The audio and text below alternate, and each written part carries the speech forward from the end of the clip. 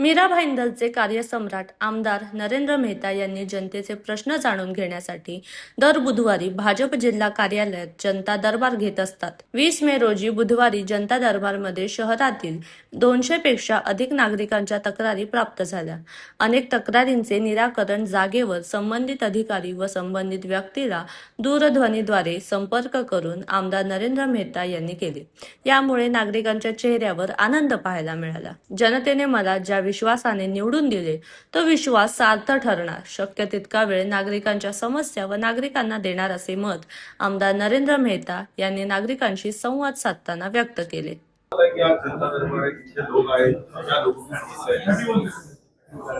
बघा, मीरा भाईंदर महानगरपालिकेमध्ये भारतीय जनता पक्षाची सत्ता आहे आणि मला सुद्धा आमदार म्हणून ह्या शहरात निवडून दिलं।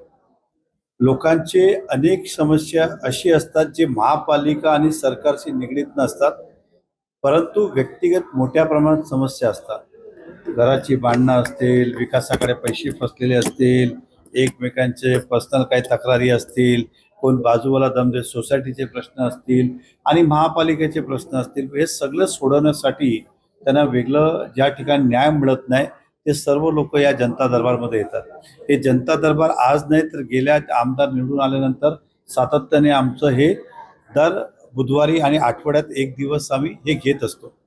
मधल्या काळात निवडणुकीच्या काळात हा गॅप आला होता, परत आम्ही ह्याला आता रुटीनमध्ये आणलंय आणि दर वीकली आम्ही हा जनता दरबार भरवतो आणि मला खात्री आहे ह्या माध्यमातून अनेक लोकांचे न्याय सुटणारे प्रश्न इमिजिएटली जागेवर सोडवले जातात।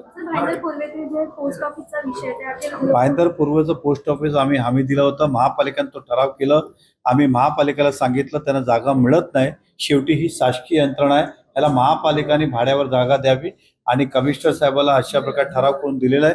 कमिशनर साहेब आता त्यांचा अधिकार आहे की त्यांना कुठे जागा शोधून द्यायची आणि मला विश्वास आहे लवकरच त्यांना जागा मिळतील।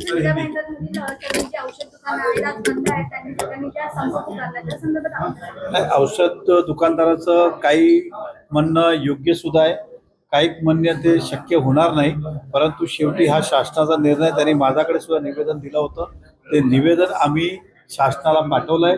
त्यांचं म्हणणं आहे की ऑनलाईन मध्ये मोठ्या प्रमाणात या औषधं विकली जातात, त्यामुळे त्यांचा धंदा तेवढा होत नाही।